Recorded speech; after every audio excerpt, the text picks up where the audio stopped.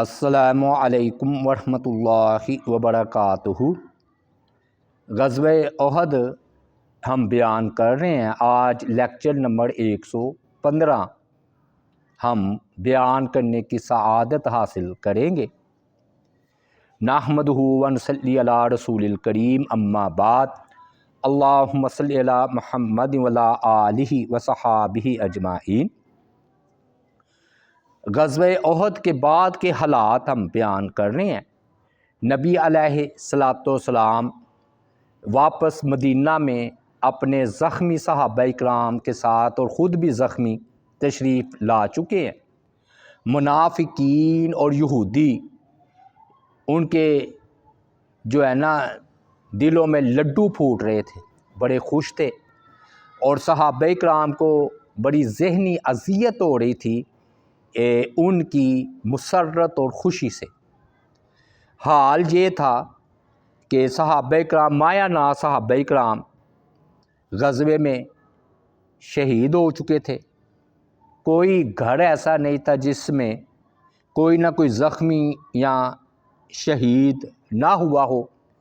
اپنی اپنی جگہ ہر مسلمان مومن پریشان تھا، جبکہ منافقین، یہود اور دیہاتی وہ بڑے خوش تھے، اور مسلمانوں کو ظاہر ہے ان کے اس ذہنی رویے سے بڑی ذہنی اذیت پہنچی۔ بلکہ انہوں نے کہا کہ مشرکین نے کہ ہم نے تو جنگ بدر کا جو ہے نا جس میں مسلمانوں کو فتح ہوئی تھی اس کا بدلہ لے لیا ہے۔ اگرچہ نا جب یہ واپس لوٹے نا مشرکین، ان کو ایک دم احساس ہوا کہ ہم نے جتنے فائدے اس جنگ سے حاصل کرنے تھے وہ تو ہم حاصل نہ کر سکے۔ اور یہاں پر ایک نا اہم مسئلہ سمجھ لیں، اہم، وہ یہ ہے کہ یہ اختلاف ہے کہ احد میں مسلمانوں کو شکست ہوئی تھی یا نقصان۔ زیادہ ترجیح والا قول یہ ہے کہ مسلمانوں کو شکست نہیں ہوئی، نقصان ہوا ہے۔ وجہ خود یہ سوچ میں پڑ گئے مشرکین کہ ہم نے تو چند مسلمانوں کو شہید کیا ہے۔ ہم آگے چل کر بتائیں گے کتنے، غالباً 109 افراد شہید ہوئے ہیں۔ اور نبی علیہ السلام جو کہ لیڈر تھے، توبہ نعوذ باللہ، ہم انہیں بھی شہید نہ کر سکے۔ پھر اس کے بعد جو ہے نا ہم واپس لوٹ آئے، اور توبہ نعوذ باللہ من ذالک، ہم نے تو مسلمان کی عورتوں کو لونڈیا بھی نہیں بنایا۔ فتح اس وقت ہوتی ہے کہ جب سردار قتل ہو جائے، ان کی عورتیں لونڈیاں بن جائیں، ان کے قیدی بن جائیں، اور بلکہ مرکز پر جو ہے نا قبضہ ہو جائے۔ یہ ہوتی ہے مکمل فتح۔ تو نہ تو مدینے پر ان کو فتح حاصل ہوئی، نہ ہی توبہ نعوذ باللہ نبی علیہ السلام شہید ہوئے، نہ ہی مسلمانوں کی عورتوں کو نعوذ باللہ من ذالک لونڈیاں بنایا، اور نہ ہی انہوں نے ایک بھی مسلمان کو قیدی نہیں کیا۔ تو پھر فتح کیسی؟ ادھوری فتح ہے جی۔ تو اب جب یہ مکہ میں واپس آئے نا تو ان کو احساس ہوا کہ بھی یہ ہم نے تو جتنی کامیابی حاصل کرنی چاہیے تھی وہ تو حاصل نہ کی۔ ایک روایت میں ہے کہ مکہ میں ایک آدمی رسول اللہ صلی اللہ علیہ وآلہ وسلم کی خدمت میں حاضر ہوا مکہ سے، یعنی کہ اس کی رہائش مکہ میں تھی۔ تو آپ صلی اللہ علیہ وآلہ وسلم نے پوچھا کہ ابو سفیان اور اس کے ساتھی کیا کر رہے ہیں؟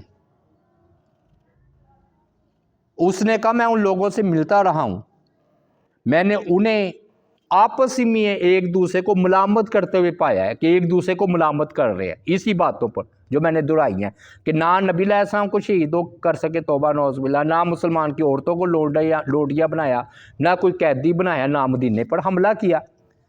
تو اگر ہم توبہ نعوذ باللہ نبی علیہ الصلوۃ والسلام کو شہید کر دیتے یا مدینہ پر قبضہ کر لیں تو ان کی جڑ کٹ جائے.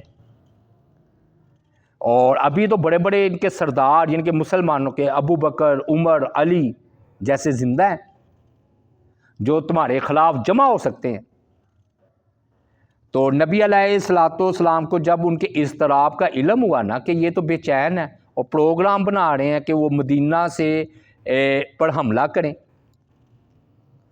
تو بلکہ وہ پتہ چلا کہ وہ تو نکل بھی چکے ہیں، تو نبی علیہ الصلوۃ والسلام نے نا 16 شوال کو، یعنی کہ یوں سمجھ لیں کہ احد کے آنے کے 2-4 دن بعد ہی کہہ لے، 16 شوال بروز اتوار ایک خصوصی اعلان کیا، اور اعلان کرنے والے حضرت بلال رضی اللہ تعالی عنہ تھے. تو انہوں نے کہا کہ رسول اللہ صلی اللہ علیہ وآلہ وسلم نے حکم دیا ہے کہ دشمن کی طرف نکلو، اور آپ نے شرط لگا دی کہ وہی نکلے گا جس کو جو کہ غزوہ احد میں شریک ہوا ہے. اور یہ جو اب ہم غزوہ بیان کرنے جا رہے ہیں اس غزوے کا نام ہے غزوہ حمراء الاسد، کیونکہ اس مقام پر یہ غزوہ ہوا تھا نا.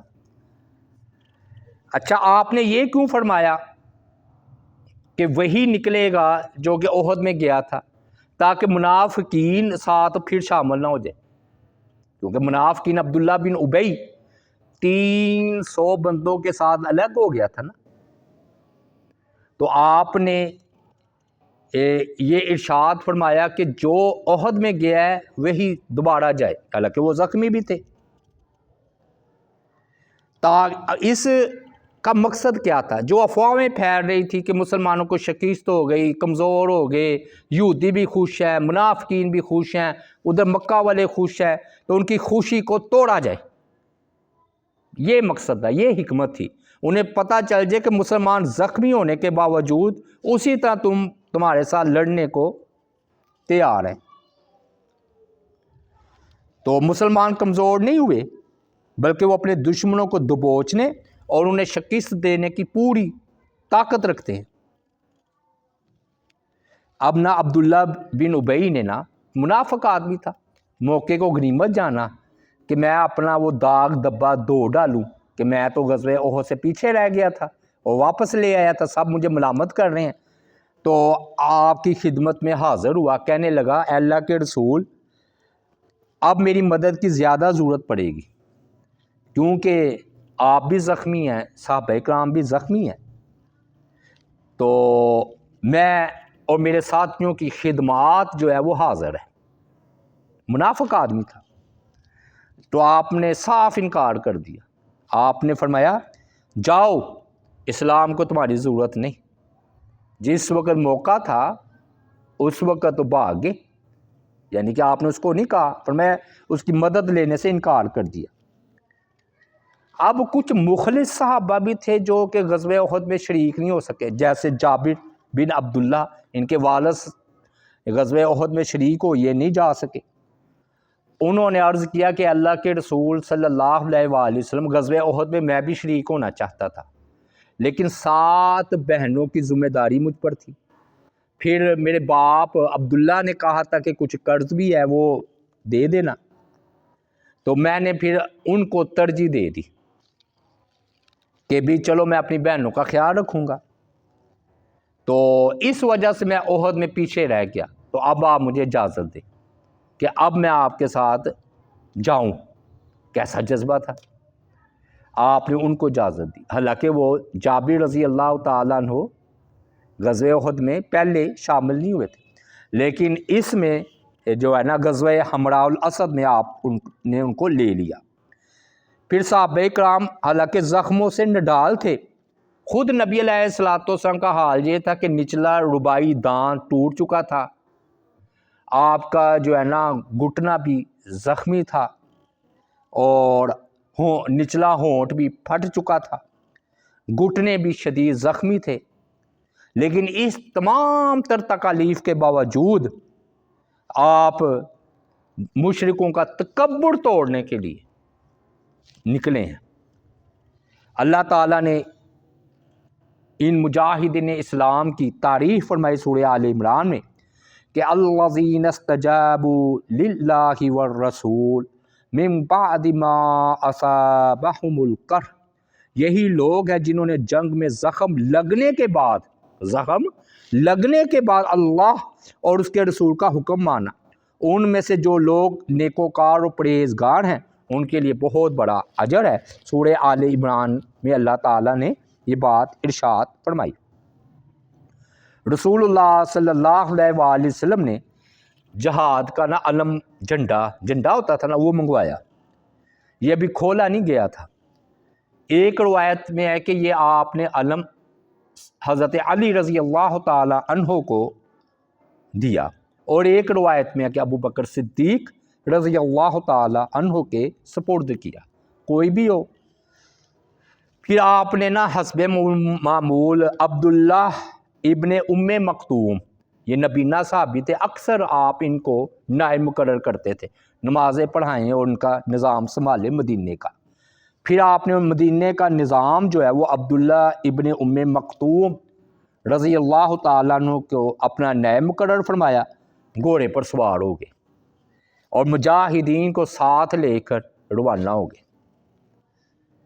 سیدہ عائشہ رضی اللہ تعالی عنہا عروہ سے فرماتی ہیں، اے میرے بھانجے، یعنی بھانجے تھے نا، تمہارے باپ زبیر اور تمہارے نانا ابو بکر بھی ان مجاہدین میں سے تھے، یعنی کہ غزوہ حمراء الاسد میں یہ بھی گئے تھے۔ اور احد کے دن جب رسول اللہ صلی اللہ علیہ وآلہ وسلم اور مسلمانوں پر بھاری مصیبت نازل ہوئی تو مشرکوں کے لوٹ جانے کے بعد آپ نے فرمایا ان کا پیچھا کرنے کے لیے کون نکلے گا؟ تو 70 مجاہدین ان کا پیچھا کرنے کے لیے نکل کھڑے ہوئے، اور بقیہ مجاہدین بھی 700 تھے نا، تو جن کی طاقت ہوئی وہ بھی ساتھ شامل ہو گئے۔ جو شہید ہو گئے تو وہ تو ہو گئے تھے نا، تو غالباً ان کی تعداد 600 کے قریب ہو گئی۔ آپ دیکھیے صحابہ کرام کا شوق شہادت یا جذب جہاد۔ 2 بھائی تھے، عبداللہ اور رافع، تو یہ غزوہ احد میں شریک ہوئے تھے، شدید زخمی حالت میں واپس آئے تھے، یعنی کہ زخمی تھے، لیکن جب رسول اللہ صلی اللہ علیہ وآلہ وسلم کے منادی سے اعلان سنا کہ تمام مجاہدین جو احد میں شریک ہوئے تھے وہ نکلیں تعاقب کرنے کے لیے، تو ان دونوں بھائیوں میں سے ایک نے دوسرے سے کہا کیا ہم اس شرف سے محروم رہیں گے اس بار کہ غزوے میں شامل نہ ہو سکیں؟ دوسرے نے کہا نہیں۔ اب حالت یہ تھی کہ ایک زیادہ زخمی تھا ایک کم، انہوں نے کہا ہم تو دونوں بھی زخمی ہیں، لیکن اس کے باوجود نکل پڑے۔ اب جو ہلکا جن کو زخم آئے تھے تو وہ کہتے ہیں کہ میرا بھائی زیادہ تکلیف میں تھا، زیادہ زخمی تھا، تو میں نے انہیں اپنے کندھے پر بٹھا لیا اور آگے چل پڑتا، کبھی اسے اتار دیتا، عبداللہ اور رافع ہیں یہ، اور کبھی میرے ساتھ وہ پیدل چلنے لگتے کیونکہ وہ شدید زخمی تھے، میں کم تھا، یہاں تک کہ ہم دونوں مجاہدین کے ساتھ جا ملے، زخمی ہونے کے باوجود، چلا نہیں جا رہا، سبحان اللہ۔ پھر نبی اکرم صلی اللہ علیہ وآلہ وسلم نے جاسوسی کا بھی ارادہ فرمایا کہ جاسوس بھیج کر معلوم کروں، تو آپ نے قبیلہ اسلم کے 3 افراد کو جو ہے مشرکین مکہ کے تعاقب میں روانہ فرمایا، تو کہ دیکھو وہ کیا کر رہے ہیں۔ یہ جب قریش کے پاس 2 پہنچے، ایک ذرا پیچھے رہ گیا، تو ان میں سے 2 جو ہے حمراء الاسد کے مقام پر، حمراء الاسد یہ ایک جگہ ہے، وہاں پر یہ مشرکین مکہ سے نکل کر ادھر انہوں نے پڑاؤ ڈالا تھا۔ تو جب یہ پہنچے تو انہوں نے دونوں نے مشرکین مکہ کی آوازیں سنی اونچی اونچی، وہ آپس میں نا دوبارہ مدینہ کی طرف حملہ کرنے کی سازش تیار کر رہے تھے کہ ہم مدینہ پر حملہ کریں گے۔ ہوا کہ اچانک نا مشرکین مکہ کی نظر نہ ان دونوں پر پڑ گئے، صحابہ پر، انہیں پکڑ کر انہوں نے شہید کر ڈالا مشرکین مکہ نے۔ رسول اللہ صلی اللہ علیہ وآلہ وسلم جب حمراء الاسد پہنچے تو آپ نے انہیں وہی ایک ہی قبر میں دفن کر دیا، دونوں کو۔ رسول اللہ صلی اللہ علیہ وآلہ وسلم اتوار کے روز جو ہے نا حمراء الاسد پہنچے، یہ مدینے سے 8 میل دور ہے علاقہ، ہے جی 8 میل، اور آپ صلی اللہ علیہ وآلہ وسلم نے ایک روایت میں کہ 3 دن، پیر، منگل اور بدھ، اور بعض روایات میں 5 دن، جمعے کو آپ کی واپسی ہوئی ہے۔ بہرحال آپ نے 3 روز ادھر قیام فرمایا۔ حمراء الاسد میں ابھی مشرکین مکہ پہنچ گئے تھے یا ادھر سے آگے نکل گئے تھے؟ تو حمراء الاسد میں نا معبد، یہ نبی علیہ الصلوۃ والسلام کے پاس سے گزرا، یہ مشرک تھا اس وقت، لیکن اس کے دل میں کفار اور مشرکین مکہ کے درمیان جیسے قبیلوں کا نہیں اختلاف چلتا، لڑائییں، چاہے کافر تھے، تو ان کے قبیلے اور مشرکین مکہ کے درمیان عداوت اور دشمنی تھی۔ وہ نا نبی علیہ السلام اور ان کے صحابہ کے ساتھ مخلص تھے، کافر تھے لیکن مخلص تھے۔ کیا مطلب؟ کہ وہ چاہتے تھے کہ فتح آپ کو، اور وہ آپ سے کچھ چھپاتے نہیں تھے۔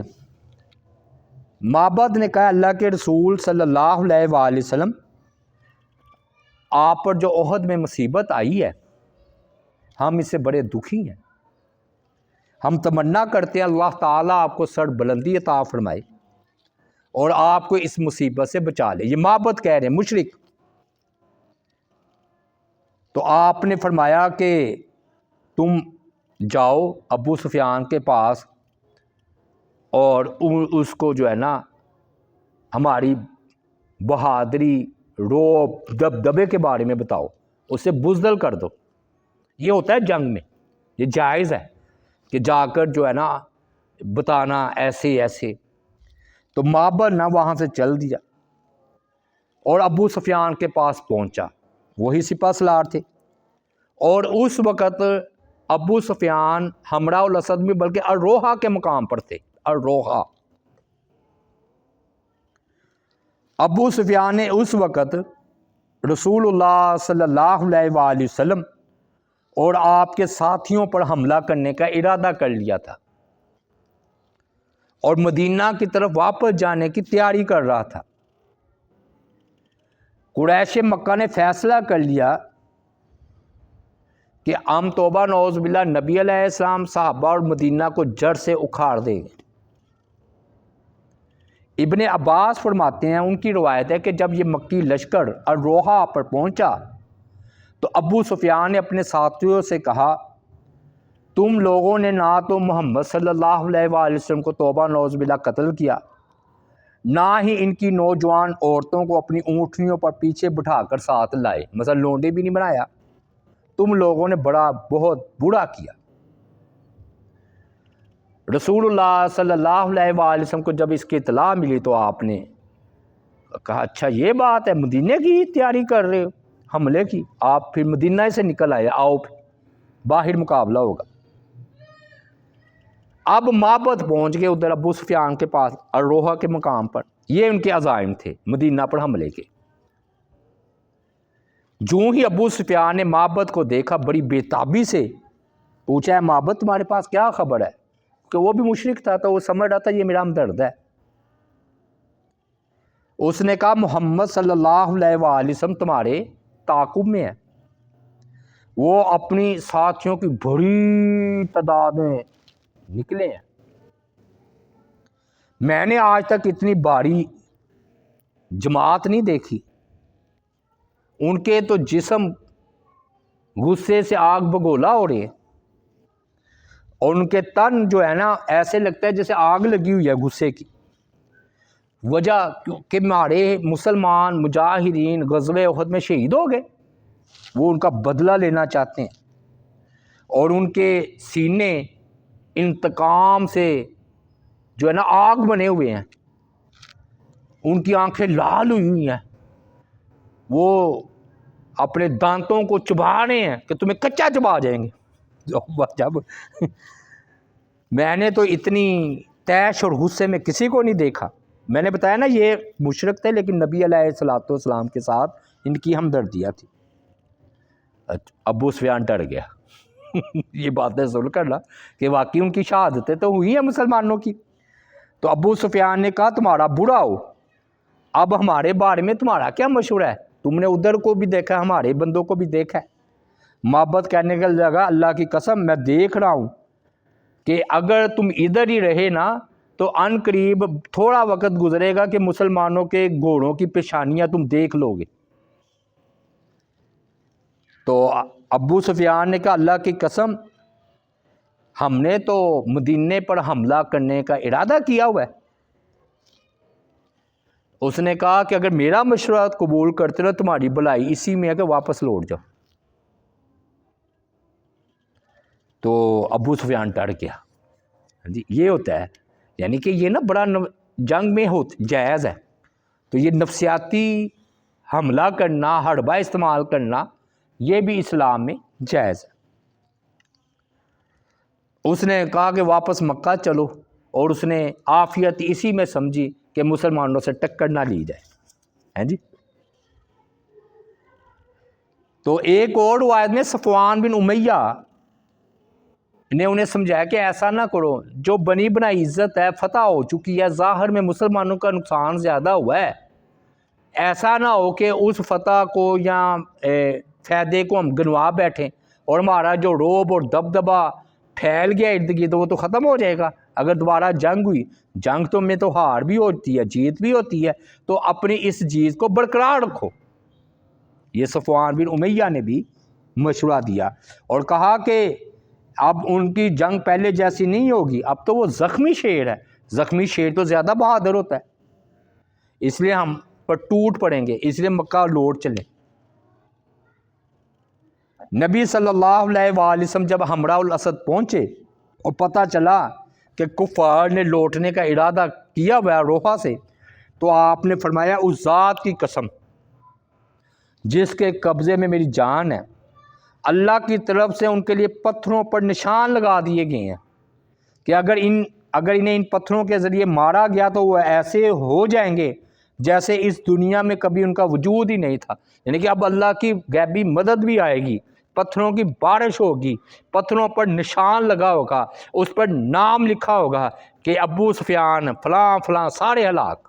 قسم کھا کے آپ نے فرمایا گویا کہ ہم ادھر سے لڑیں گے تو ادھر سے آسمانی مدد بھی آئے گی، یہ آپ نے فرمایا، اور آنی تھی، وہ تو بھاگ گئے نا۔ تو اب نا ابو سفیان نے بھی سوچا کہ مسلمانوں کو بھی ڈرایا جائے، محبت نے جو ڈرایا، دونوں طرف سے دیکھے چالیں چل رہی۔ تو اس کی طرف نا قبیلے عبد القیس کا ایک قافلہ سفر تو کرتے رہتے تھے تجارت میں کے لیے، وہ ابو سفیان کو ملا۔ ابو سفیان نے کہا تم کدھر جا رہے ہو؟ انہوں نے کہا ہم تو مدینہ جا رہے ہیں۔ ابو سفیان نے کہا کیوں جا رہے ہو؟ انہوں نے کہا ہم کھانے پینے کا سامان لینے جا رہے ہیں تجارت کے لیے۔ اس نے کہا کہ اگر تم نے مدینہ جانا ہے تو ایک پیغام حضرت محمد صلی اللہ علیہ وآلہ وسلم کو بھی پہنچا دو کہ اس کے بدلے میں نا میں تمہیں کشمش دوں گا۔ یہ بڑی قیمتی چیز تھی عکاظ کی۔ انہوں نے کہا ہمیں منظور ہے، کیا پیغام دینا ہے؟ ابو سفیان نے کہا کہ تم محمد صلی اللہ علیہ وآلہ وسلم سے کہہ دینا کہ ہم نے لوٹ کر مدینہ پر دوبارہ حملہ کرنے کا فیصلہ کر لیا ہے تاکہ تمہارے باقی ماندہ لوگوں کو بھی قتل کر دیں۔ فیصلہ کوئی نہیں کیا ہوا تھا، ایسے یہ افواہ ڈرانا۔ یہ قافلہ رسول اللہ صلی اللہ علیہ وآلہ وسلم کے پاس سے گزرا تو اس نے ابو سفیان کا پیغام پہنچایا کہ وہ تو مدینہ کا حملے کا ارادہ کیے ہوئے ہیں ابو سفیان، جھوٹ۔ لیکن آپ نے فوراً نعرہ لگایا، حسبنا اللہ و نعم الوکیل، ہمیں اللہ ہی کافی اور بہترین کارساز۔ یہ وہ کلمہ ہے کہ حضرت ابراہیم علیہ السلام کو جب آگ میں نہیں پھینکا جانے لگا تو یہ مشکل تکلیف میں بڑا اہم وظیفہ ہے، حسبی اللہ و نعم الوکیل کہنا۔ یہ صحابہ کرام نے اس وقت کہا تھا ہمراہ الاسد میں، جب ان کو پتہ چلا کہ فوجیں ان کے خلاف تیار ہے۔ قرآن نے بھی اس کا ذکر کیا سورہ آل عمران میں، آیت نمبر 173 174 میں، الذین قال لهم الناس ان الناس قد جمعوا لكم فاخشوهم فزادهم ایمانا وقالوا حسبنا اللہ ونعم الوکیل فانقلبوا بنعمت من اللہ وفضل لم یمسسهم سوء واتبعوا رضوان اللہ واللہ ذو فضل عظیم۔ انہی سے لوگوں نے کہا تھا کہ تمہارے خلاف ایک بڑی فوج جمع ہوئی ہے۔ یہ عبد القیس کے قبیلے والوں نے جب صحابہ کو کہا بس تم ان سے ڈرو، تب اس بات نے بجائے ان کے کمزور کرنے کا ایمان کو ایمان میں اور اضافہ کر دیا۔ انہوں نے کہا ہمیں اللہ کافی ہے اور وہ بہت اچھا کارساز ہے، یعنی کہ حسبنا اللہ و نعم الوکیل۔ پھر وہ اللہ کی نعمت اور فضل کے ساتھ لوٹے، انہیں کوئی نقصان نہ پہنچا، انہوں نے اللہ کی رضا کی پیروی کی، اللہ بہت بڑے فضل والا ہے۔ اب نا رسول اللہ صلی اللہ علیہ وآلہ وسلم جب ہمراہ الاسد سے واپس آنے لگے نا کہ ٹھیک ہے پھر مدینہ بھی پہنچے اور ان کا دفاع کریں، تو آپ نے وہاں پر 2 آدمیوں کو پایا، انہیں گرفتار کر لیا۔ انہوں نے بھی تو نبی علیہ السلام کے 2 بندوں کو شہید کیا نا۔ ان میں سے ایک معاویہ تھا، معاویہ بن مغیرہ، اور ایک ابو عزا تھا۔ یہ نا ابو عزا وہی ہے، آپ نے نا اس کو بدر میں قیدی کی حیثیت سے آیا تھا یہ، اور اس نے کہا کہ آپ مجھ پر رحم کریں، احسان کریں، تو میں احسان فراموش نہیں ہوں۔ تو آپ نے ان سے وعدہ لیا تھا کہ ٹھیک ہے اسلام تم قبول نہ کرو لیکن ہمارے خلاف مشرکین مکہ کی مدد نہیں کرنی۔ اس نے وعدہ کیا کہ میں شعر و شاعری نہیں کروں گا۔ یہ شاعر تھا، اور شاعر پتہ آگ لگا دیتے ہیں بڑا، یعنی کہ اپنے شعر و شاعری سے۔ تو اس نے لشکر کو گھرما دیا کرتے تھے، تو آپ نے کہا ٹھیک ہے اس کو چھوڑ دے، احسان فرماتے ہوئے چھوڑ دیا۔ لیکن اس نے نا وعدہ خلافی کی، مشرکین کے ساتھ ملا، غزوہ احد میں بھی آیا اور مسلمانوں کے خلاف اس نے مشرکین مکہ کو بھڑکایا۔ اب ہمراہ الاسد میں یہ پکڑا گیا، پھر منت کرنے لگا اے اللہ کے رسول مجھے معاف کر دیجئے۔ رسول اللہ صلی اللہ علیہ وآلہ وسلم نے اس دفعہ فرمایا اور کہ اچھا اللہ کی قسم ہرگز نہیں، اب تمہاری درخواست قبول نہیں، اب میں تمہیں چھوڑ دوں اور تم مکہ میں اپنے رخسار پر ہاتھ پھیرو ایسے، اور کہو کہ میں نے محمد صلی اللہ علیہ وآلہ وسلم کو 2 دفعہ دھوکہ دے دیا۔ اور پھر آپ نے اس پر نا موقع پر بڑی قیمتی یہ بات ارشاد فرمائی کہ ان المؤمن لا یلدغ من جوہر مرتین، فرمایا مومن ایک سوراخ سے دوبارہ نہیں ڈسا جاتا، یعنی ایک بار مومن ایک دفعہ دھوکہ کھا لے پھر دوبارہ نہیں کھاتا۔ ہمارے ہاں کیا ہے، مومن سادہ ہے، وہ ٹھیک ہے سادہ ہی ہوتا ہے، لیکن اتنا سادہ نہیں ہوتا کہ دھوکہ ہی کھا جائے اور ایک آدمی سے بار بار دھوکہ کھاتا رہے۔ جو صحیح مومن ہو، آپ نے فرمایا مومن ایک سوراخ سے 2 بار نہیں ڈرسا جاتا، بندہ 2 بار نہیں دھوکہ کھاتا، سادہ ہوتا ہے کہ دنیا کے حوالے سے۔ تو آپ نے پھر حکم دیا زبیر کو کہ اس کی گردن اتار دے۔ ایک روایت میں ہے کہ عاصم بن ثابت سے فرمایا تو کیفر کردار تک اسے پہنچاؤ، چنانچہ یہ قتل کر دیا گیا۔ ایک بار ہوتا ہے کہ بار بار ہوتا ہے؟ اب دوسرا بھی دلچسپ واقعہ ہے کہ معاویہ بن مغیرہ یہ بھی قابو آیا، اب یہ بھی کافر تھا، اس نے کیا کیا، عثمان غنی رضی اللہ تعالی عنہ سے نا امان طلب کی، اور یہ ہوتا ہے کہ ایک دوسرے کو نا پناہ دی جائے۔ تو یہ داماد بھی تھے عثمان غنی رضی اللہ تعالیٰ عنہ، آپ کی بیٹی جو ہے نا ان کے شوہر تھے، تو انہوں نے کہا اللہ کے رسول میں نے اس کو امان دی ہے، آپ اسے قتل نہ کریں۔ آپ نے فرمایا کہ تمہاری امان قبول ہے لیکن شرط ہے 3 دن سے زیادہ یہ مدینہ میں نظر نہ آئے، 3 دن تک امان ہے، جہاں جا سکتا ہے چلا جائے، 3 دن کے بعد امان نہیں ہے۔ میں کہا ٹھیک ہے جی۔ فرمایا کہ اگر 3 دن گزر گئے اور تم مدینہ میں پائے گئے تو تمہیں قتل کر دیا جائے گا۔ چنانچہ اسے چھوڑ دیا گیا، یہ نا معاویہ مدینہ ہی میں چھپ گیا۔ اب دیکھیں عقل مت ماری جاتی ہے جب موت آتی ہے، تو 3 دن یہ نا گزر گئے اور مدینہ ہی میں موجود رہا، اس نے سمجھا میں چھپا ہوا ہوں۔ نبی علیہ الصلوۃ والسلام نے زید بن حارثہ اور عمار بن یاسر کو بلایا، آپ کو تو وہی بھی آ جاتی تھی نا، آپ نے فرمایا فلاں جگہ پر چھپا ہوا ہے۔ اللہ اکبر، اللہ نبی علیہ الصلوۃ والسلام پر کروڑوں رحمتیں نازل فرمائے، اللہ تعالیٰ ان کے مزید درجات بلند فرمائے۔ ہمارے اللہ کے رسول سچے نبی تھے، سچے نبی تھے۔ دیکھا نا آپ نے وحی کے ذریعے فرمایا ادھر چھپا ہوا ہے، وہ اپنی طرح سے چھپا ہوا ہے، تو موت آتی ہے تو عقل ختم ہو جاتی ہے۔ تو آپ نے فرمایا جاؤ وہ فلاں فلاں جگہ چھپا ہوا ہے، مدینہ ہی میں ہے۔ تو شرط اس نے پوری نہیں کی، ہم نے تو کہا تھا مدینہ چھوڑ جائے، پکڑ کر لاؤ اور اسے قتل کرو۔ چنانچہ دونوں نے اسے وہی پایا جہاں پر آپ نے فرمایا تھا نا ادھر وہ ہے، چھپا ہوا تھا، پکڑ لیا جی نے، اور جو ہے نا زید بن حارثہ نے اس کا سر تن سے جدا کر دیا۔ تو یہ اپنے کیفر کردار کو پہنچ گئی۔ اب نبی علیہ الصلوۃ والسلام کی واپسی ہوئی، مشرک نامراد واپس لوٹ گئے اور گویا انہوں کو مغلوب کر دیا۔ کہتے جمعے کے دن آپ واپس تشریف لائیں، اس اعتبار سے آپ 5 راتیں باہر رہے ہیں، میں نے کہا نا 5 راتیں باہر رہے ہیں۔ تو دیکھیں پھر وہ مسلمانوں کا نا وہ دبدبہ بحال ہو گیا، مسلمان یعنی کہ یہ کمزور نہیں ہے، دیکھو کافر واپس لوٹ گیا، یہی مقصد تھا، آخری بات تھی۔ یہ بڑی دلچسپ ہے، چلیں یہ کر لیں یا اگلی دفعہ کر لیں۔ یہ نا عبداللہ بن ابی کی رسوائی، ذلت، یہ نا اپنی قوم میں بڑی عزت والا تھا عبداللہ بن ابی۔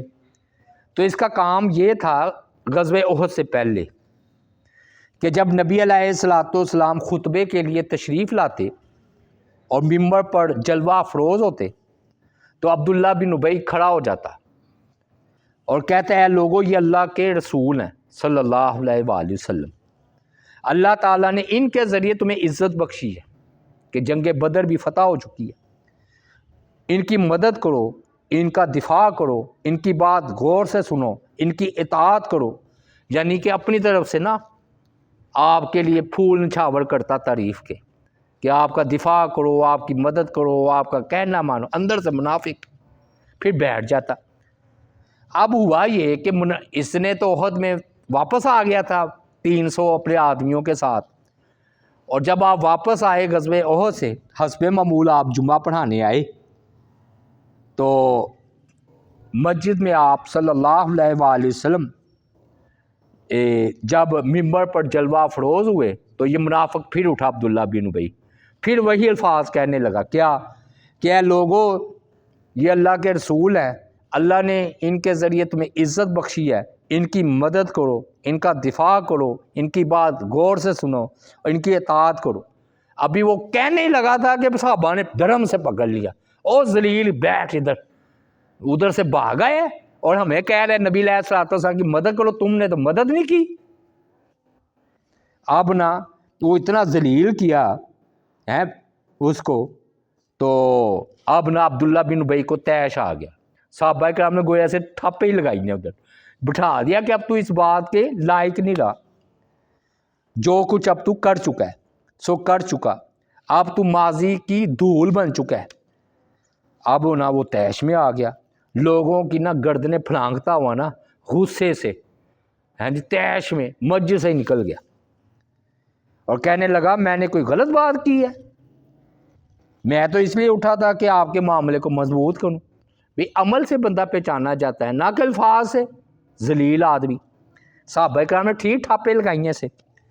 ہاں جی راستے میں نا کچھ ایک اور صاحب اس سے ملاقات ہوگی، اس کو دیکھنا بڑبڑا رہا ہے، ہوتا ہے نا آدمی غصے میں، پتہ چل جاتا ہے کہ آج بڑا غصے میں ہے، بیگم سے لڑکڑ آیا ہوا ہے، ہمارے ہاں کہہ دیتے ہیں، تو غصے میں۔ تو اس نے کہا کیا ہوا ہے؟